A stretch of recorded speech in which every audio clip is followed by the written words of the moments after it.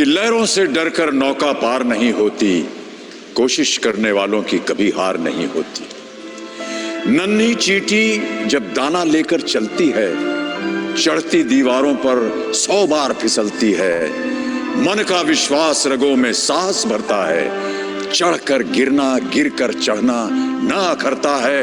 आखिर उसकी मेहनत बेकार नहीं होती, कोशिश करने वालों की कभी हार नहीं होती। डुबकियां सिंधु में गोताखोर लगाता है, डुबकियां सिंधु में गोताखोर लगाता है, जा जाकर खाली हाथ लौट कर आता है। मिलते नहीं सहज ही मोती गहरे पानी में, मिलते नहीं सहज ही मोती गहरे पानी में। मुट्ठी उसकी खाली हर बार नहीं होती, कोशिश करने वालों की कभी हार नहीं होती। और अंतिम पद है कि असफलता एक चुनौती है, इसे स्वीकार करो। असफलता एक चुनौती है, इसे स्वीकार करो। क्या कमी रह गई देखो और सुधार करो। जब तक न सफल हो नींद चैन को त्यागो तुम, जब तक न सफल हो नींद चैन को त्यागो तुम। संघर्ष का मैदान छोड़कर मत भागो तुम, कुछ किए बिना ही जय जयकार नहीं होती। कोशिश करने वालों की कभी हार नहीं होती, कोशिश करने वालों की कभी हार।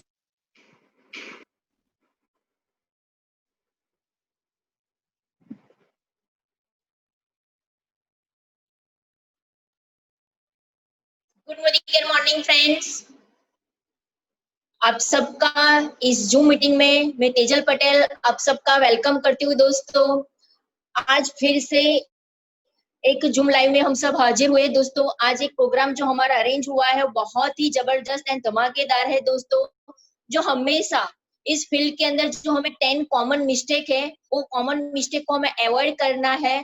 तो सिखाने के लिए हमारे बीच में हाजिर है हमारे कंपनी के ट्रेनर और हम सबके चहीते एंड प्यारे अर्पिता मैडम को मैं इनवाइट करती हूँ आप सबके जोरदार ताली के साथ। दोस्तों, क्योंकि ये जो कॉमन मिस्टेक है ना, वो हमें हमेशा हमें ध्यान में रखना है और उसको अवॉइड करना है। तो आज हम सबको सिखाने के लिए मैडम यहाँ पे हाजिर है, तो हम सबको बहुत ध्यान से उसको सीखना है, समझना है और हो सके तो डायरी पेन लेके बैठना। तो मैडम जो हमें सिखाने वाले हैं आज इस सेशन को, तो हम उसको नोट डाउन कर पाए। तो welcome Arpita ma'am. Thank you so much Tejal ji, and a very good मोदी केयर मॉर्निंग टू एवरीवन जो आज हमारे इस शाम के सेशन में प्रेजेंट हैं। सो फ्रेंड्स, तेजल जी की इंट्रोडक्शन से पहले मैंने आप सभी को एक वीडियो शेयर करी थी। सो उस वीडियो से आपने क्या सीखी है, आप चैट बॉक्स में उसे लिख के भेजे। ये जो वीडियो मैंने आपको दिखाई, जो अमिताभ बच्चन जी की वीडियो है, इस वीडियो को आई थिंक आप सबने बहुत ध्यान से देखी है और काफी लोगों ने पहले भी देखी होगी। सो फ्रेंड्स, इस वीडियो में एक चीज आपने देखी है कि बिना कुछ करे जय जयकार नहीं होती है और कोशिश करने वालों की कभी हार नहीं होती है। फ्रेंड्स, अगर आप कोशिश करते रहेंगे तो सक्सेस आपको जरूर मिलेगी। जैसे मानसी जी ने लिखा है, try try till you succeed. कुछ लोग हैं जो आधे रास्ते में ही हार मान लेते हैं, आधे रास्ते में ही मैदान छोड़ के चले जाते हैं और उन्हें ऐसा लगता है कि ये हमारे बस की बात नहीं है। बट फ्रेंड्स, अगर किसी चीज को पाना है तो उसे बार बार करते रहना है, कोशिश करती रहनी है, जिद पकड़ लेनी है कि यस, इस चीज को मुझे हासिल करनी है। और जिस चीज की जिद आप ले लेते हैं, जिद पकड़ लेते हैं, कोशिश करते रहते हैं, आई एम वेरी श्योर हमारे मोदी केयर में भी ऐसे काफी सारे एग्जाम्पल्स हैं जिन्होंने शुरुआत में बहुत सारे फेलियर्स देखे हैं, बट क्योंकि उनकी मंजिल क्लियर थी, कोशिश करते रहे। तो फ्रेंड्स, कोशिश करने वालों की कभी भी हार नहीं होती है। और कहा जाता है, failures are the pillar of success. अगर आप फेल ही नहीं करेंगे तो सक्सेस के लिए आगे कैसे बढ़ेंगे। सो इंग्लिश में एक स्टेटमेंट है कि failures are the pillars of success. इस चीज को मैं बहुत मानती हूँ, क्योंकि आप एक बार फेल हो सकते हो, 2 बार फेल हो सकते हो, 3 बार फेल हो सकते हो, बट चौथी बार जरूर पास हो जाएंगे अगर आप कोशिश करते रहेंगे और अगर आपका जो गोल है या आपके जो टारगेट है वो आपके पास क्लियर है। तो ये जो वीडियो मैंने आपको दिखाई है, ये मेरी बहुत फेवरेट वीडियो है और मैं भी इस चीज पे यकीन करती हूँ कि कोशिश करती रहनी चाहिए जब तक आपकी मंजिल आपको नहीं मिल जाती है। सो आज इस मोदी केयर की बिजनेस में अगर हम देखें, पिछले 3 महीनों में काफी लोगों के लाइफ में उतार चढ़ाव आई है। कुछ लोग ये सोच रहे हैं कि मोदी केयर कैसे करे, और कुछ लोग इस मुश्किल की घड़ी में भी अपनी हाईएस्ट टाइटल अचीव किए हैं, अपनी सबसे बड़ी चेक अचीव करे हैं। सो ये तभी पॉसिबल है फ्रेंड्स, जब आप मैदान छोड़ के भागते नहीं हैं बीच में, जब आप लगातार कोशिश करते हैं और अपने गोल को फोकस पे रखते हैं, तभी उस चीज को हासिल करी जा सकती है। सो आज ये सेशन में हम कुछ ऐसी चीजें सीखेंगे जो इस बिजनेस में हमें नहीं करनी है। ऐसी कुछ चीजों को हम टीम को भी सिखानी है और खुद भी फॉलो करनी है इस बिजनेस की सक्सेस रेशियो के लिए। सो अब सबके लिए एक सवाल है मेरे पास, आप में से कितने लोग हैं जो अपनी मोदी केयर की जो बिजनेस है उसमें एक बढ़िया सी स्पीड, एक बढ़िया सी रफ्तार चाहते हैं? स्पीड रफ्तार तो ऑलरेडी है, बट कितने लोग उस बिजनेस की स्पीड को और आगे लेके जाना चाहते हैं, उसकी रफ्तार को और आगे चाहते हैं? तो आप चैट बॉक्स यस लिख सकते हैं, आई लिख सकते हैं। सो काफी लोगों ने आई मी लिखे हैं यहाँ पे। सो अगर आप तैयार हैं आपके बिजनेस को एक बढ़िया स्पीड देने के लिए, एक बढ़िया सी रफ्तार देने के लिए, और अगर आपकी बिजनेस की स्पीड 3rd गियर में है, अगर उसे 6ठे गियर पे लेके जाना चाहते हैं, तो मोस्ट वेलकम, आप डेफिनेटली अपनी स्पीड को बढ़ा सकते हैं। बट कभी कभी जब बिजनेस की स्पीड बढ़ती है तो अक्सर कुछ गलतियां हो जाती हैं, और वो गलतियां आपके बिजनेस की स्पीड को थोड़ी सी कम कर देती है। क्योंकि स्पीड तो सभी को पसंद है, चाहे गाड़ी चलाने में स्पीड लेना हो, या चेक में स्पीड बढ़ाना हो, या आपके बिजनेस की टर्नओवर में स्पीड बढ़ानी हो। बट कभी कभी इस स्पीड को बढ़ाने के चक्कर में कुछ गलतियां हो जाती हैं। सो ऐसी कौन सी गलतियां हैं आपके हिसाब से? वो कौन सी एक चीज है जो आपके बिजनेस के स्पीड को कम कर सकती है? भूल जाइए ना, सोचिए अब सब कुछ नॉर्मल है, कोरोना को साइड में अगर रखते हैं, ऐसी कौन सी चीज है, कोई एक ही चीज आपको लिखनी है चैट बॉक्स में, जो आपकी बिजनेस की स्पीड को कम कर सकती है, जो आपके हिसाब से मे बी आपकी बिजनेस की स्पीड कम हो सकती है अगर ये एक चीज आपके बिजनेस में हो। So what is the one thing that may reduce the speed of your business? सभी को ये एक चीज अपनी चैट बॉक्स में लिखनी है जो आपके हिसाब से बिजनेस की स्पीड को कम कर सकती है। प्रिंस जी ने लिखी है मेरी सोच। Okay, very nice. काफी लोगों ने, मेघा जी ने लिखा है negative thinking, negativity. Okay, very nice. Speech मतलब आप क्या कम्युनिकेट करते हैं। ओके रीता जी, बहुत बढ़िया चीज है। और कौन सी चीज है? सभी को मैं कहूंगी कि आप अपने हिसाब से सोच के लिखें कि कौन सी वो चीज है जो बिजनेस की स्पीड को कम कर सकती है। प्रवीण जी ने बहुत अच्छी चीज लिखी है, फियर टू अप्रोच, लोगों से बात करने में डर। तेजल जी ने लिखा नो एक्शन। सुपर, क्योंकि एक्शन कम होगी तो बिजनेस की स्पीड कम होगी। विनीत जी ने लिखा है जिनको ना सुनने की आदत है। वाओ, वेरी नाइस, बहुत अच्छी अच्छी आंसर्स आ रही है। स्वाति जी ने लिखा है जो फॉलो अप नहीं करते हैं उनकी स्पीड कम होती है। प्रकाश जी ने लिखा है इरेगुलर मीटिंग। अमित जी ने लिखा है लेस मोटिवेशन। जगत जी ने लिखा है lack of self confidence. And Manisha ji ने बहुत अच्छी आंसर लिखी है कंसिस्टेंसी। इस बिजनेस में ये बहुत जरूरी है कि आप एक ही चीज को बार बार करते रहे, लर्निंग की एटीट्यूड को बरकरार रखें। सो फ्रेंड्स, आप सभी के आंसर्स करेक्ट हैं। ये सारी चीजें हमारी बिजनेस की स्पीड को कम कर सकती है, नो डाउट, इसमें कोई डाउट मुझे है ही नहीं। आप देखेंगे जब हम लोग गाड़ी चलाते हैं, जो भी 4 व्हीलर या 2 व्हीलर चलाते हैं, मैं आपको ये कहूंगी कि आप नोटिस करें, जब आप स्पीड पकड़ते हैं तो गाड़ी बहुत अच्छे से चलती है, आप जहां भी पहुंचना चाहते हो जल्दी पहुंच जाते हैं। लेकिन कभी कभी जब आप स्पीड में गाड़ी चलाते हैं, सारे रूल्स को ब्रेक करके, सारे रूल्स को तोड़ के, तो आप देखेंगे एक्सीडेंट होने के चांसेस ज्यादा रहते हैं। क्योंकि स्पीड तो आपने पकड़ ली है, पर आपने जो गाड़ी चलाने की रूल्स है, रेगुलेशंस है, उसको आपने तोड़ दी है, तो डेफिनेटली एक्सीडेंट होने के चांसेस 90 to 100% रहता है। और वहीं पे अगर आप रूल्स रेगुलेशंस के साथ स्पीड से गाड़ी चलाएं तो आपकी एक्सीडेंट होने के चांसेस कम रहते हैं। फ्रेंड्स, जब आप रास्ते में गाड़ी लेके निकलते हैं, रास्ते में आप देखेंगे जो ट्रैफिक लगता है, कुछ लोग कहते हैं कि गवर्नमेंट को रास्ता और चौड़ी करनी चाहिए। रास्ता पहले से ही चौड़ी है, फिर भी ट्रैफिक लगता है। अब उसका कारण क्या है?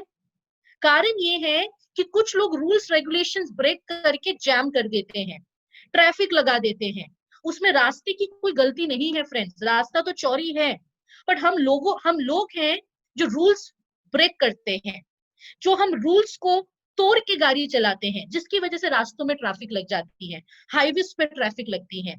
सो मेरा कहने का मतलब यही है फ्रेंड्स कि हम सभी को बिजनेस में स्पीड तो लेनी है, बट जब आप स्पीड लेने की कोशिश करेंगे तो सारे रूल्स को दिमाग में रखना है। हमें उन रूल्स को ब्रेक करके स्पीड नहीं पकड़नी है, क्योंकि अगर आप रूल्स ब्रेक करेंगे तो एक्सीडेंट होना तो बिल्कुल गारंटेड है। तो काफी ट्रेनिंग्स आपको इस समय, इस कोरोना के टाइम पे आपने ली होगी कि बिजनेस को बढ़ानी कैसे है। बिजनेस को बढ़ाने के लिए वो कौन कौन सी चीजें हैं जो हमें करनी है। बट ये चीज भी इंपॉर्टेंट है जानना कि कौन सी वो चीज है जो हमें नहीं करनी है अगर बिजनेस को बढ़ाना है। क्योंकि अक्सर ट्रेनिंग इसी पे होती है कि बिजनेस बढ़ाना कैसे है, वो कौन सी चीज है जो बिजनेस को बढ़ा सकती है।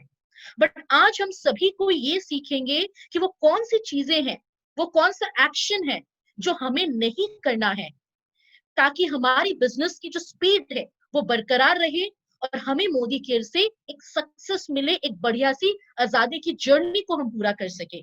सो आज की सेशन उसी पे होगी और मैं आप सभी के साथ वो स्क्रीन शेयर करूंगी जहां पे हम ये सीखेंगे वो कौन सी 10 गलतियां हैं जो हमें नहीं करना है अगर हम सक्सेसफुल बनना चाहते हैं इस डायरेक्ट सेलिंग इंडस्ट्री में।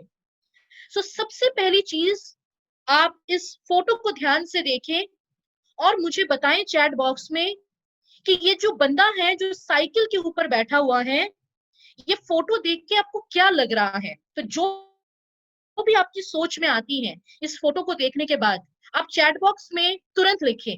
सो मैं चाहूंगी कि आज की सेशन में आप पार्टिसिपेट करें ज्यादा, तभी मजा आएगी इस सेशन को कंडक्ट करने में। सो आभा जी ने लिखा है रेक्टेंगुलर, निष्ठा जी ने लिखा है व्हील स्क्वायर है, रीना जी ने लिखा नो व्हील्स। रीना जी, व्हील तो है पर इस व्हील की जो शेप है, पहिए की जो शेप है, बिल्कुल सही लिखे हैं कुछ लोगों ने, वो स्क्वायर है, चौकोर है।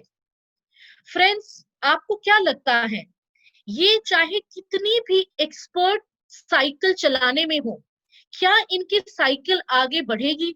हाँ या ना? क्या इस साइकिल पे बैठ के वो कहीं भी पहुंच पाएंगे जिस साइकिल की पहिए जो है, जिसकी पहिए की शेप जो है वो चौकोर है? सो सभी ने लिखा है नो, बिल्कुल भी नहीं। फ्रेंड्स, हम सभी कोई जानते हैं इस बात को कि पहिए की जो शेप है वो राउंड होती है।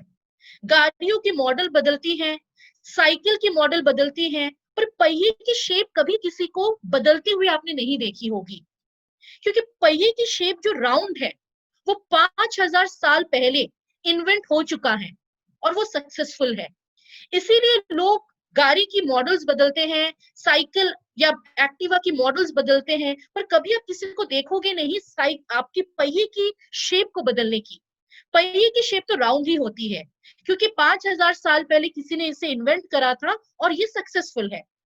बट ये जो हमारे दोस्त हैं इस फोटो में, ये अपने आप को थोड़ी सी यूनिक बनाने की कोशिश कर रहे थे और इन्होंने साइकिल की पहिए को ही बदल डाला।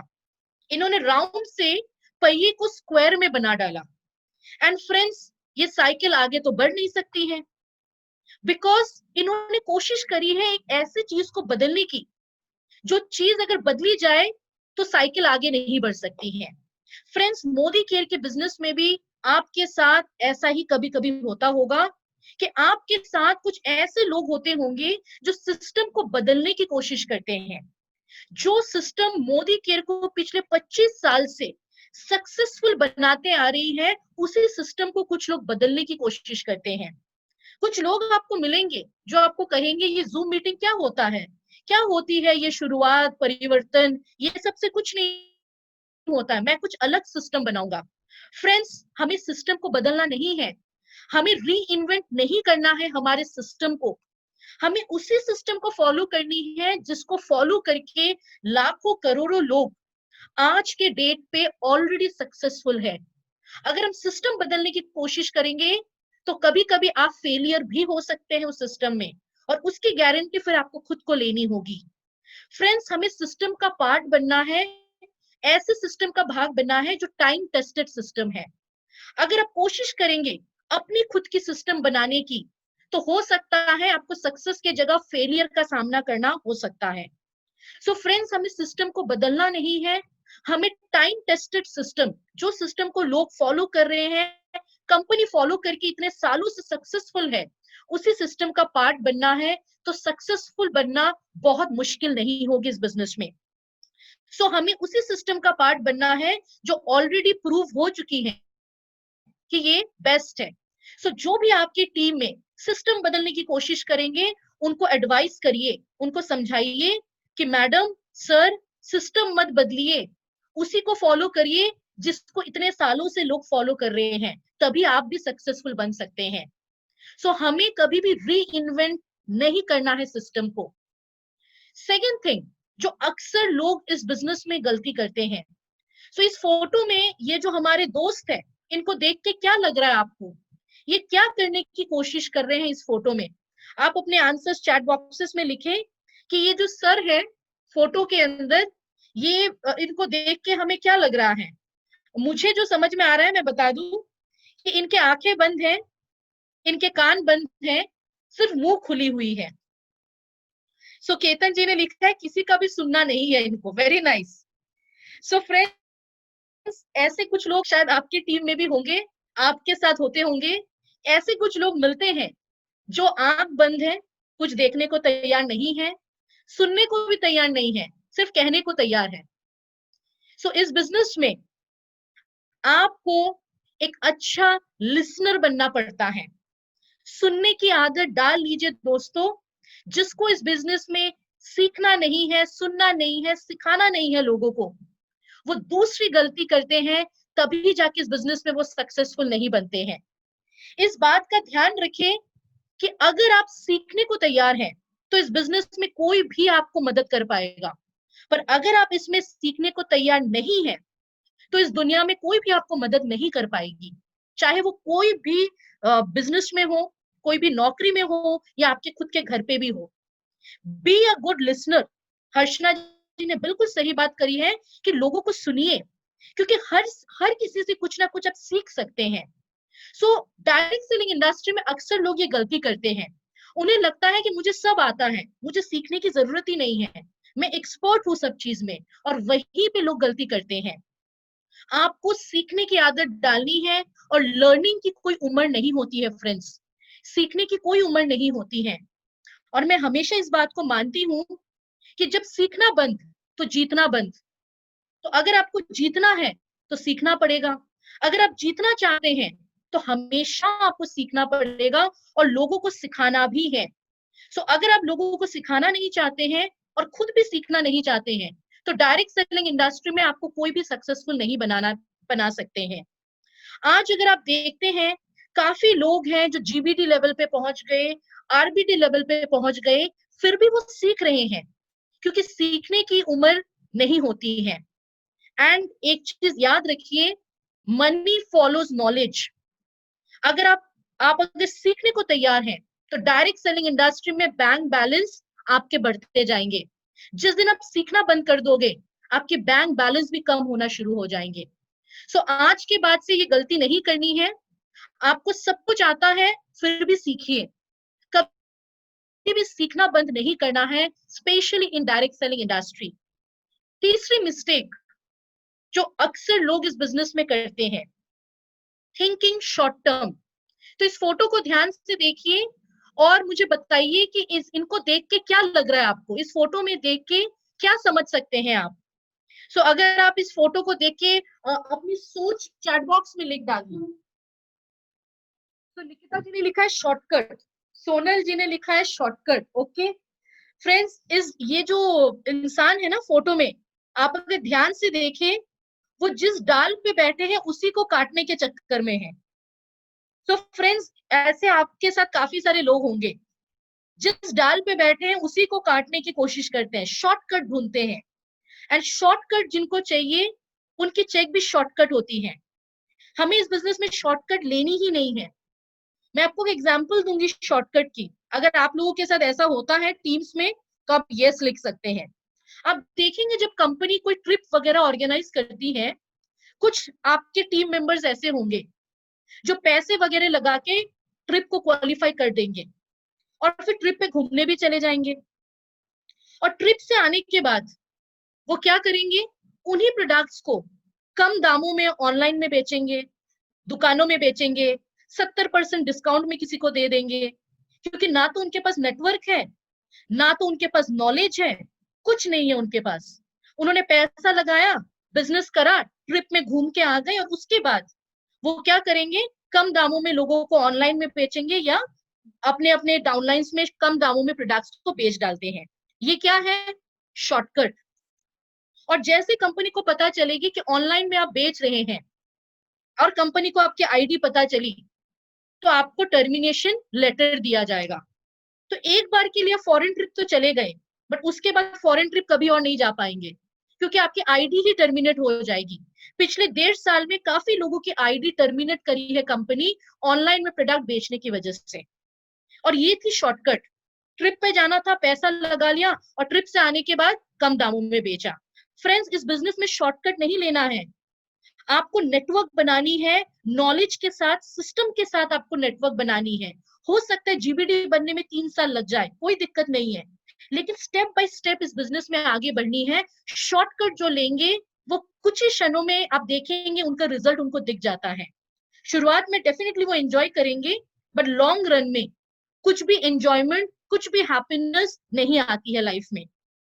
सो शॉर्ट टर्म जिनकी सोच है, प्लीज अपनी सोच को बदल डालिए, क्योंकि मोदी केयर की बिजनेस में पैसिव इनकम का बिजनेस है। ज्वाइनिंग करके 5 महीने में, 2 महीने में लाखों रुपए कमाने की बिजनेस नहीं है फ्रेंड्स। इस बिजनेस में हम कहते हैं कि पैसिव इनकम की बिजनेस है।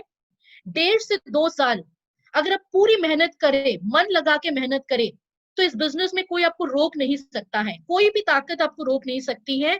आप डेफिनेटली इस बिजनेस में सक्सेसफुल बनते हैं। बट पहले की जो 1.5 से 2 साल है, अगर उसी में शॉर्टकट ढूंढेंगे तो फ्रेंड्स इस बिजनेस में मुश्किल है आगे बढ़ना, क्योंकि ये बिजनेस 1 महीने 2 महीने की बिजनेस नहीं है, ये आपकी फ्यूचर जनरेशन की सिक्योरिटी के लिए भी बिजनेस है।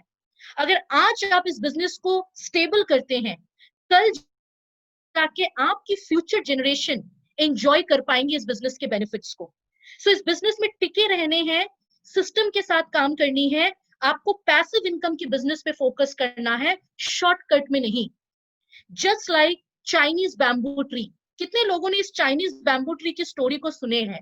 अगर आपने सुनी है तो आप यस लिख के भेजे। जिन्होंने नहीं सुनी है, मैं उनके लिए ये स्टोरी सुनाना चाहूंगी।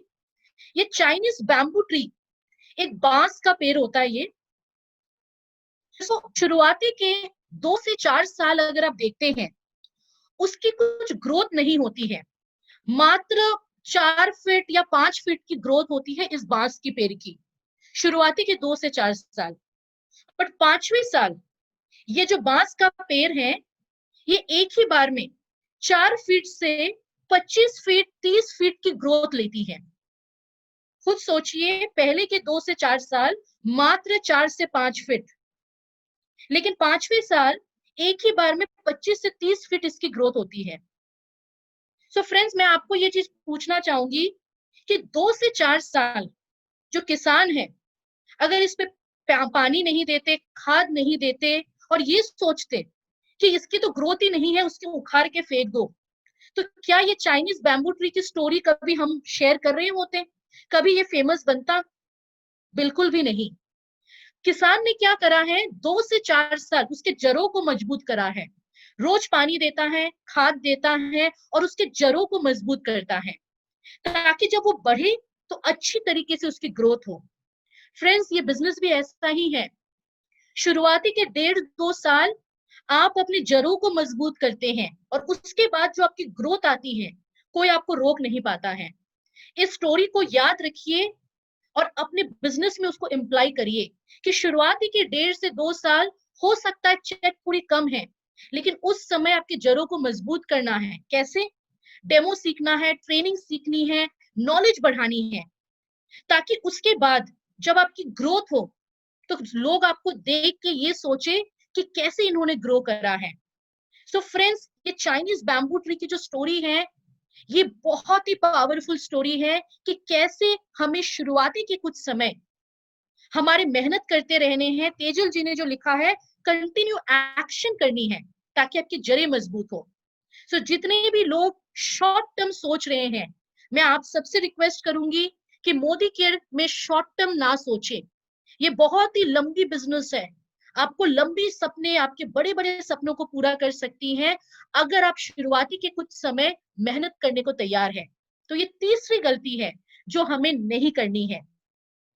चौथी मिस्टेक जो अगेन कुछ लोग इस बिजनेस में करते हैं, not talking to enough people. अब इस बिजनेस में कुछ लोग आपको ऐसे कहेंगे कि मुझे ना शर्म आता है लोगों से बात करना, लोगों को डेमो दिखाना, लोगों को प्रोडक्ट समझाना। फ्रेंड्स, मैं आपको ये बता दूं, जिसको मोदी केयर में शर्म आता है शेयर करने के लिए, आप आज के बाद से अपनी शर्म को थोड़ी सी साइड में रख दे। रीजन ये है, जिसको शर्म आता है मोदी केयर के प्रोडक्ट को शेयर करना, उसकी बैंक बैलेंस कभी बढ़ेगी नहीं। इस बिजनेस में आपको लोगों से बातचीत रेगुलर करनी होगी। बातचीत जितना ज्यादा करेंगे, शेयरिंग जितना ज्यादा करेंगे, आपकी बैंक बैलेंस उतनी जल्दी बढ़ेगी। अब आप सोच लीजिए कि आपको शेयरिंग करना है या नहीं करना है, बिकॉज आपको लोगों के साथ बात कैसे करना है वो सीखना है। अगर आप लोगों से बात ही नहीं करेंगे फ्रेंड्स, तो ये बिजनेस बढ़ेगी कैसे? मैं जब भी, इस लॉकडाउन से पहले की बात है, जब मैं ऑफिस में होती थी, बड़ौदा ऑफिस में, एक लीडर है जिसका मैं नाम नहीं लूंगी, वो अक्सर ऑफिस में, मैं हर ट्रेनिंग, हर मीटिंग, हर सेमिनार में मैं उनको देखती थी।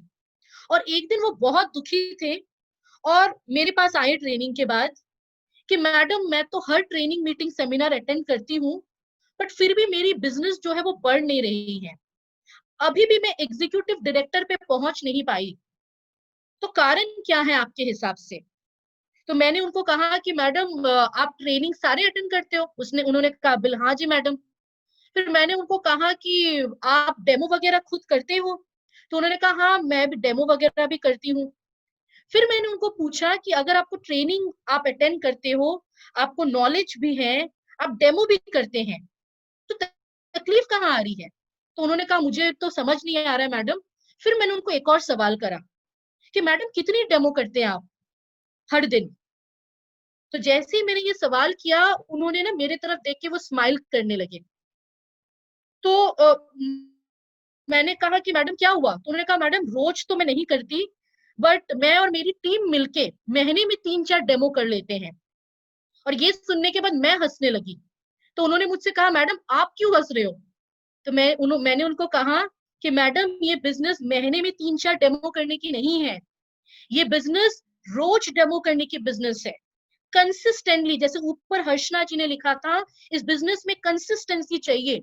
रोज आपको नए नए लोगों से बात करनी है, रोज आपको मोदी केयर की शेयरिंग करनी है। और उन्होंने कहा कि मैडम, रोज तो मैं नहीं करती थी। तो अब उनको मैंने समझाया कि नॉलेज सिर्फ इम्पोर्टेंट नहीं है, नॉलेज के साथ साथ एक्शन लेना भी इम्पोर्टेंट है। लोगों के साथ बातचीत करना जरूरी है, और खास करके इस बिजनेस में अगर आप लोगों से बात ही नहीं करेंगे, अगर आप महीने में 2-3 डेमो करेंगे, तो आगे बिजनेस नहीं बढ़ेगी। आप लिख लीजिए कहीं पे, इस बिजनेस में रोज एक्शन जरूरी है, एवरीडे एक्शन। और जो भी लोग हफ्ते में दो डेमो करते हैं, महीने में 2 डेमो करते हैं, आपके लिए सलाह है कि अगर आप महीने में 2 डेमो करेंगे तो सपने पूरे करने मुश्किल है।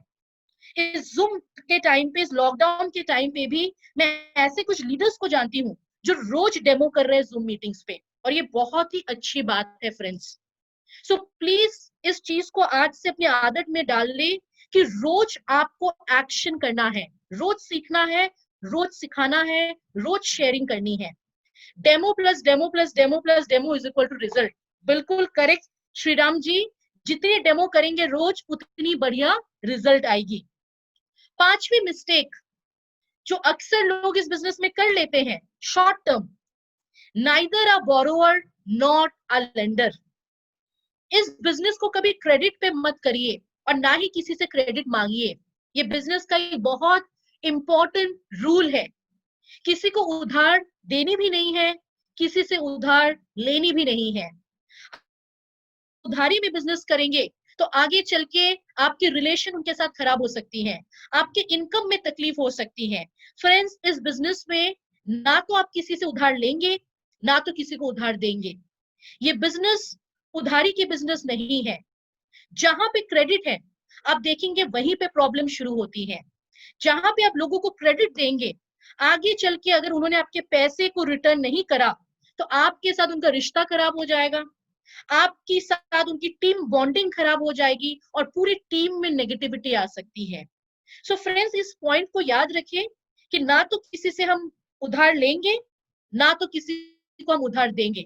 ये बिजनेस का एक बहुत इंपॉर्टेंट रूल है, क्योंकि डायरेक्ट सेलिंग इंडस्ट्री में ऐसे काफी लोग हैं जिन्होंने उधार दी है लोगों को या उधार ली है, वो आज के डेट पे उधारी को खत्म करते करते ही आधी टाइम खत्म हो रही है, बिजनेस पे ध्यान नहीं दे पा रहे हैं। क्योंकि अगर मैंने आपसे पैसा ली है और 6 महीने तक मैं आपको पैसा नहीं देती हूँ, तो आपका टाइम मेरे पीछे लग जाएगा पैसे निकालने में, तो नेटवर्किंग कब करोगे आप, टीम कब बनाओगे आप। सो फ्रेंड्स, ये सब चीजों में अपना टाइम को खराब नहीं करना है, किसी को उधारी देनी नहीं है, किसी से उधारी लेनी नहीं है और बढ़िया से बिजनेस को करना है। सिक्स्थ मिस्टेक जो अगेन इस बिजनेस में लोग करते हैं, और वो है प्रोक्रास्टिनेटिंग। अब ये प्रोक्रास्टिनेटिंग का मतलब क्या है? इस बिजनेस में ना काफी टाइम आप देखेंगे, ये काफी टाइम मेरे साथ भी होता है, जब मैं कुछ लीडर्स से बात करती हूँ, कुछ भी उनको कहेंगे तो कुछ लोग कहेंगे हाँ मैडम अभी करते हैं, कल करते हैं, इसी हफ्ते करते हैं। और कुछ लोगों का जवाब ऐसे आता है कि मैडम अभी तो लॉकडाउन चल रहा है, तो मुझे लगता है अभी नहीं करते हैं, थोड़े दिनों के बाद करते हैं। एंड फ्रेंड्स, ये जिनकी आदत है ना कि कल करेंगे, अगले हफ्ते करेंगे, अगले महीने करेंगे, मैं कह देती हूँ इस बिजनेस में उनकी स्पीड हमेशा कम रहेगी, उनकी चेक में ग्रोथ काफी कम रहेगी। इस बिजनेस में, इस इंडस्ट्री में काफी लोग ऐसे हैं जो बहाने देंगे, आज नहीं कल। मैंने ऐसे काफी सारे लोगों को मेरे पिछले 9 साल के करियर में मोदी केयर में देखा है। कुछ ऐसे लीडर होंगे, कुछ ऐसे कंसल्टेंट्स होंगे जो भी आप कहोगे तुरंत अडॉप्ट करने को तैयार है कि हाँ अभी करते हैं, क्योंकि उनको सबसे पहले अच्छी चीजों का फायदा लेना है। और कुछ लोग क्या करेंगे कि चलो देख लेते हैं कि बाकी के लोग क्या करते हैं, रिजल्ट कैसे मिलती है, और फिर करेंगे। और जैसे ही आप कल करने के बारे में सोचते हैं, फ्रेंड्स, वो चीज कभी होता नहीं है, क्योंकि कल किसी ने देखा नहीं है, कल किसी ने नहीं देखा है। तो इस बिजनेस में अर्जेंसी जरूरत है, इमीडिएट एक्शन की जरूरत है। जैसे कि अभी लॉकडाउन में कुछ कंसल्टेंट्स होंगे आपकी टीम में जो इंतजार कर रहे हैं कि कब लॉकडाउन खत्म होगी, तब मोदी केयर अच्छे से करेंगे। और कुछ लोग हैं जो रोज डेमो कर रहे हैं। तो मैं उसमें आप देखेंगे डिफरेंस क्या होगी, जो कोरोना का इंतजार कर रहे खत्म होने की, उनके जो जान पहचान के लोग हैं वो कहीं और जाके जुड़ जाएंगे, और कभी रिकॉग्निशन होगी तो देखेंगे उन्हीं के जान पहचान के लोग उनके डाउनलाइन के साथ जुड़ चुके हैं और वो पीछे बैठ के तालियां बजा रहे हैं। तो फ्रेंड्स, ये उन्हीं के साथ होता है जो कल का इंतजार में है कि कल करेंगे, कल ज्वाइनिंग करेंगे, कल प्रोडक्ट बताएंगे, कल अपॉर्चुनिटी बताएंगे। क्योंकि कल आपके लिए है बट किसी और के लिए आज है, वो आज ही जाके किसी और के साथ ज्वाइन कर सकते हैं। सो आदत डालनी है कि आज का काम आज करे, कल तक हमें कोई काम नहीं रखनी है। जैसे कंपनी ने अभी एक बहुत अच्छी प्रोडक्ट लॉन्च करी है, शीट मास्क। सो जब शीट मास्क लॉन्च हुई है, काफी लोग हैं जिन्होंने सबसे पहले ऑर्डर डाली है, ट्रेनिंग से पहले, कि पहले ऑर्डर कर लेते हैं, ट्रेनिंग तो हम ले लेंगे थोड़ी दिनों में। और कुछ लोगों ने क्या करा है, इंतजार कर रहे हैं घर पे कि पहले लोगों को यूज करने दो, लोगों को अच्छी रिजल्ट मिलने दो, फिर मैं पैसा इन्वेस्ट करूंगा या करूंगी। तब तक स्टॉक ही खत्म हो जाएगी कुछ जगहों पे, या डीपीस पे, या वेयरहाउस पे। सो फ्रेंड्स, ये कल का जो कंसेप्ट है वो डायरेक्ट सेलिंग से निकाल लीजिए, क्योंकि डायरेक्ट सेलिंग में इमीडिएट एक्शन की जरूरत है। इंतजार मत करिए कि कौन आपको आके बताएगा कि ये बहुत अच्छा है, आपको खुद ट्राई करना है, खुद एक्शन लेनी है, तभी इस बिजनेस में सक्सेसफुल आप बन सकते हैं। सो ये गलती जितने लोग कर रहे हैं आज से मत करिए, अगर मोदी केयर में जीबीडी बनना है और करोड़ों रुपए कमानी है। 7th मिस्टेक जो हम सब अक्सर करते हैं, मेरे साथ भी कभी कभी ऐसा होता है कि किसी ने अगर मना करा तो दिल पे ले लेते हैं। अब डायरेक्ट सेलिंग इंडस्ट्री में दिल पे नहीं लेना है कोई भी चीज, कोई भी ना को अपने दिल पे नहीं लेनी है। ये बहुत बड़ी सीख है, क्योंकि जिसने आपको मना करा है उसकी कोई मजबूरी होगी, मूड खराब हो सकता है, घर पे लड़ाई की होगी, उस समय उनको समझ नहीं आई होगी, बहुत सारे कारण हो सकता है। तो ना जो है उसको दिल पे नहीं लेना है, कारण को ढूंढना है कि उन्होंने ना क्यों कही है।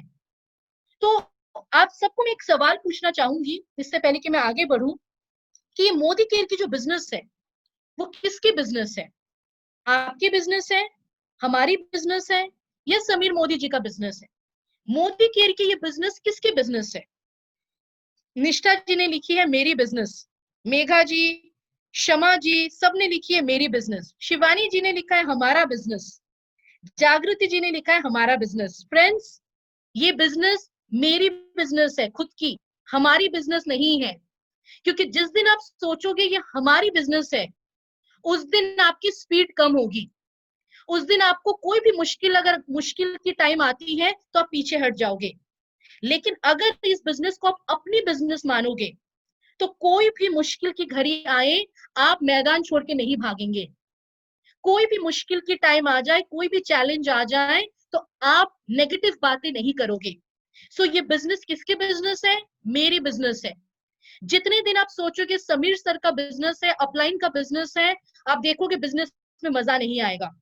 पर जब आप सोचोगे ये मेरी बिजनेस है, आप देखोगे चाहे कितनी भी नेगेटिव एनवायरनमेंट आगे पीछे हो, आप मैदान को छोड़ के नहीं भागोगे।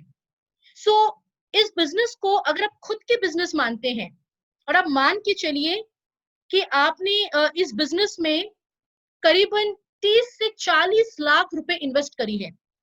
ये एग्जाम्पल को ध्यान से सुनिए और जवाब आप ग्रुप में लिखिए।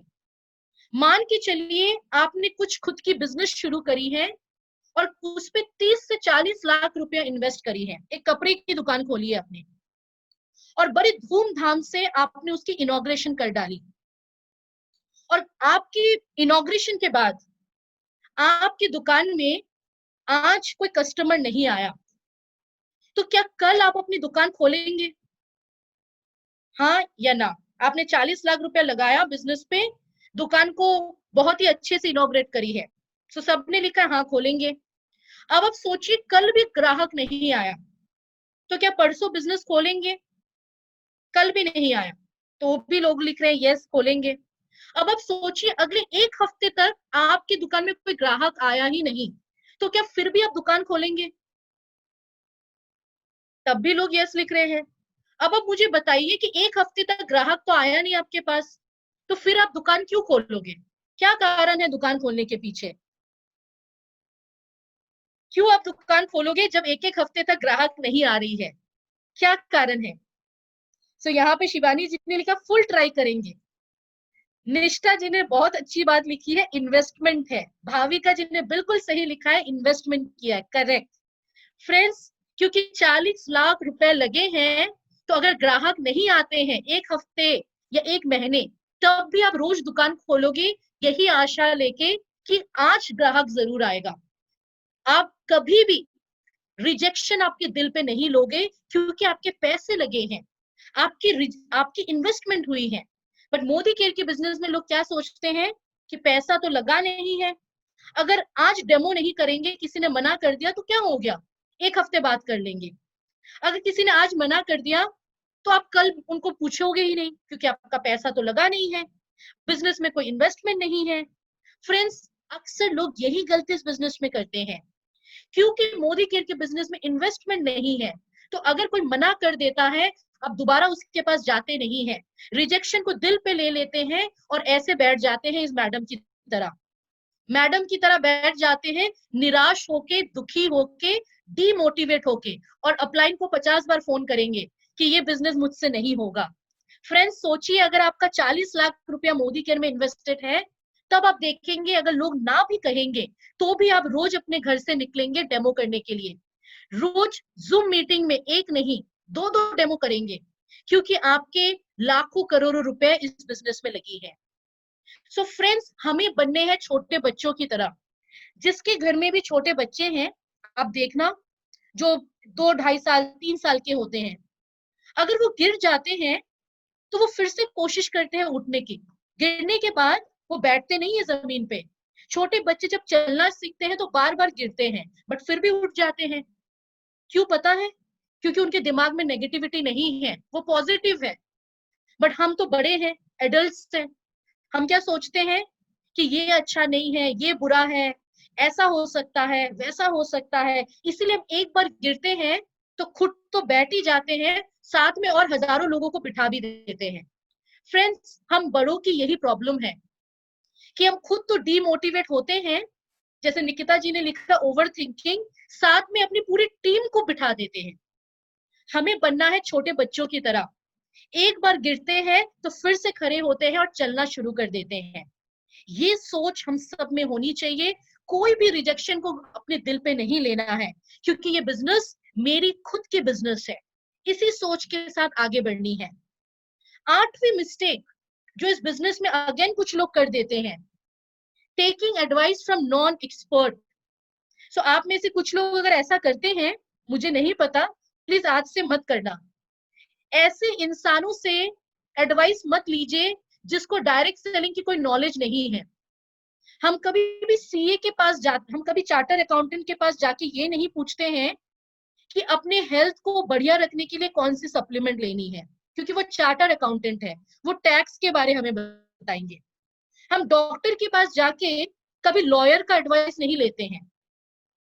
उसी तरीके से डायरेक्ट सेलिंग इंडस्ट्री में अगर आपको एडवाइस लेनी है तो उनसे एडवाइस लीजिए जो करोड़ों लाखों रुपए कमा रहे हैं। आपके सक्सेसफुल अपलाइन से एडवाइस लीजिए जो ऑलरेडी लाखों करोड़ों रुपए मोदी केयर से कमा रहे हैं, सक्सेसफुल है। कंपनी मैनेजमेंट से लीजिए जो कंपनी को चला रहे हैं। फ्रेंड्स, अगर आप नॉन एक्सपर्ट से एडवाइस लेंगे तो आपकी जो बिजनेस की स्पीड है वो हमेशा कम रहेगी, क्योंकि जिनको पता ही नहीं है डायरेक्ट सेलिंग चलता कैसे है, पैसा आता कहां से है, वो आपको कैसे एडवाइस देंगे कि आगे कैसे बढ़नी है। सो उन्हीं से एडवाइस लीजिए जो मोदी केयर के बिजनेस में या डायरेक्ट सेलिंग इंडस्ट्री में सक्सेसफुल है, लाखों करोड़ों रुपए कमा रहे हैं। या कंपनी के मैनेजमेंट से लीजिए जो इस कंपनी को चला रहे हैं। सो फ्रेंड्स, इस बात का ध्यान रखें कि हमें कभी भी सलाह उनसे नहीं लेनी है जिसको डायरेक्ट सेलिंग की कोई भी नॉलेज नहीं है। 9th मिस्टेक अगेन जो लोग इस बिजनेस में करते हैं, नेगेटिव बातें करना। जैसे इस कोरोना के टाइम पे आप देखेंगे कुछ लोग हैं जो सिर्फ नेगेटिव बातें ही कर रहे हैं कि पता नहीं जिंदगी आगे कैसे बढ़ेगी, कोरोना कब जाएगी, हम जिएंगे या मरेंगे, ऐसे पता नहीं कितनी सारे बातें कर रहे हैं। मोदी की बिजनेस तो ठप हो जा रही है, कैसे आगे बढ़ेंगे। और वहीं पे कुछ ऐसे आपको कंसल्टेंट लीडर्स मिलेंगे जो आपको कहेंगे कि मोदी केयर में आगे कैसे बढ़नी है और लाखों रुपए कैसे कमानी है। फ्रेंड्स, इस बात का ध्यान रखिए कि किससे बात करनी है, किससे बात नहीं करनी है। नेगेटिव लोगों से दूर रहिए। जितनी ज्यादा नेगेटिव लोगों से दूर रहेंगे, आपकी सक्सेस उतनी आसानी से आपको मिलेगी। इस कोरोना के टाइम पे कम से कम 15 से 20 कॉल एवरी डे मैं अटेंड करती हूँ, जिसमें से कुछ लोगों के फोन, कुछ लीडर्स के फोन आते हैं कि मैडम कोरोना की वजह से तो बिजनेस नहीं हो पा रही है, बिजनेस बंद हो चुका है, डेमो नहीं हो रही है। और वहीं पे कुछ लीडर्स के मेरे पास फोन आते हैं कि मैडम मेरी टीम में इतनी बढ़िया ज्वाइनिंग हो रही है, इतनी बढ़िया जूम मीटिंग हो रही है, बहुत अच्छा लग रहा है जूम मीटिंग्स में। फ्रेंड्स, दोनों ही इंसान के लिए मोदी केयर तो सेम है, बट कुछ लोग कह रहे हैं कि बिजनेस नहीं हो रही है और कुछ लोग कह रहे हैं कि बहुत अच्छी बिजनेस हो रही है। डिफरेंस ये है कि जो नेगेटिव कह रहा है वो नेगेटिव सोच में ही अपने दिन को गुजार रहा है, एक्शन नहीं ले रहा है। सो फ्रेंड्स, नेगेटिव बातें करेंगे तो एक्शन कब लेंगे आप? एक्शन कम होगी, आपकी नेगेटिव थिंकिंग जो है बिजनेस को खराब कर देगी। एनवायरनमेंट को खराब कर देगी। तो एटीट्यूड मैटर करता है कि इस कोरोना के टाइम पे कैसे लोगों के साथ हम कनेक्टेड रहे, कैसे हम लोगों के साथ ऑनलाइन में जाके प्रोडक्ट की डेमो दिखाएं या मोदी केयर बताएं। सो नेगेटिव लोगों से दूर रहनी है। मैं खास करके नेगेटिव लोगों से बात करना पसंद ही नहीं करती हूँ। जहां पे मुझे लगता है कि नेगेटिव बातें हैं, मैं थोड़ा सा डिस्टेंस मेंटेन करती हूँ उनसे, क्योंकि दुनिया में नेगेटिव बहुत है, हमें उसमें पॉजिटिव रहना है। और वो आपके ऊपर है कि आप कैसे पॉजिटिव रहेंगे, कैसे नेगेटिव लोगों से थोड़ी सी डिस्टेंस मेंटेन करेंगे, तभी जाके आप इस बिजनेस को आगे बढ़ा पाएंगे। 10th मिस्टेक अगेन जो इस बिजनेस में लोग करते हैं, टाइम मैनेजमेंट लोगों से नहीं बनता है।